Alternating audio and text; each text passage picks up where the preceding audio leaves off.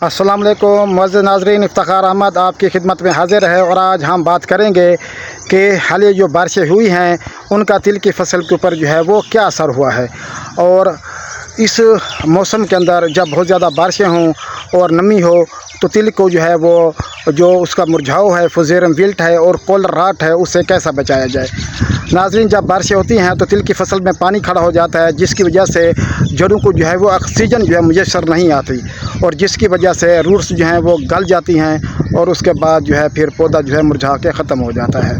तो हमने जो अपने तिल की फसल है उसको जो है वो किस तरह जो है फुज़ेरम विल्ट से बचाएं, क्योंकि बारिश होने के साथ साथ जो मेरठ बग है उसके भी हमले में जो है वो शिद्दत आ जाती है और सुंडी के हमले में भी शिद्दत नज़र आ जाती है। तो मोहतरम नाज़रीन, सबसे पहले आपने काम यही करना है कि जो बारिश का पानी है वो तिल की फसल में खड़ा ना होने दें, उसको फौरी तौर पर जो है वो निकाल दें।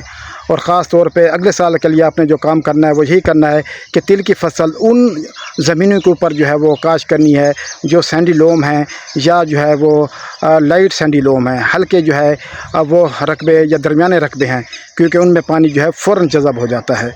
और दूसरा, आपने जो रेजिस्टेंट वैराइटीज़ हैं वो काश करनी है। जो नायाब की वैराइटीज़ हैं ख़ास तौर पे उनमें क़ुव्वत मुदाफ़अत जो है वो पाई जाती है फुज़ेरम विल्ट के अगेंस्ट और जो है वो कॉलर राट के अगेंस्ट। हमारी जो TS3 है, TS5 है, TH06 वैराइटीज़ हैं, तो ये जो हैं बुरी तरह जो है वो इस साल मुतासिर हुई हैं फुज़ेरम विल्ट से। और जो हमारे बहुत ज़्यादा पक्के रकबे हैं जिनके अंदर बारिश के बाद पानी फ़ौरन खड़ा हो जाता है, तो वो रकबे भी जो हैं बहुत जो है इस वक्त जो फुज़ेरम विल्ट का जो है वो शिकार हैं। तो आपने कोशिश करनी है कि जो बारिश का पानी है फ़ौरी तौर पे उसको निकालने का बंदोबस्त करना है। और आइंदा साल के लिए आपने जिस जगह पर तिल बीजे हैं तो कोशिश करें 2 साल से ज़्यादा उस जगह के ऊपर तिल ना बीजें, किसी अच्छी और दूसरी जगह के ऊपर जो है वो तिल बीजें। और ख़ास तौर पे आपने जो बीज है उसको जहर लगा के काश करना है और ट्राइकोडर्मा जो है वो भी आपने लाजमी यूज़ करना है। और उसके लिए आपने जो खेलों के ऊपर या फिर जो है बेड्स के ऊपर तिल की फसल को काश करना है, वो तकरीबन ज़मीन से 1 फीट जो है वो ऊंचे हों बेड जो खेली हैं।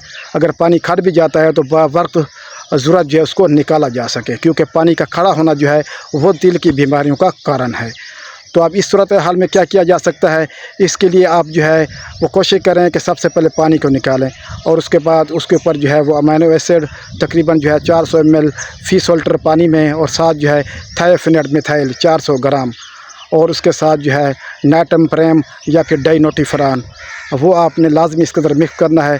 तो उसके ऊपर जो स्प्रे करें और स्प्रे करने के तकरीबन 5 दिन बाद दोबारा फिर यही स्प्रे जो है थायोफिनेट मिथाइल का 400 ग्राम का वो आपने रिपीट करना है, ताकि इसकी जो फुहार है वो ज़मीन के ऊपर भी पड़ सके और पौधे जो हैं फुज़ेरम विल्ट से बचे रहें।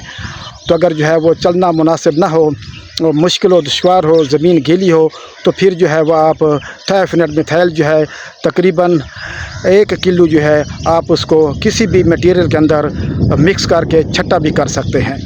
तो इससे आपकी जो तिल की फसल है वो बची रहेगी। तो समरी यही है कि आइंदा आने वाले सालों में इसको हल्के रकबे के ऊपर, दरमियाने रकबे के ऊपर काश करें और जो बहुत ज़्यादा पक्के रकबे हैं उनके ऊपर जो है आपने खेलियाँ निकाल के या बेड निकाल के काश करना है। और उसके बाद बीज को जहर लगाना है और जो ट्राइकोडर्मा जो है मुफीद फफूंदी है उसका भी आपने इस्तेमाल करना है। वो जो सीड है उसको भी लगानी है और उसको फ्लड भी करना है। तो इस तरह से आपके तिल जो है वो बचे रहेंगे। बहुत शुक्रिया, अल्लाह हाफ़िज़, थैंक यू।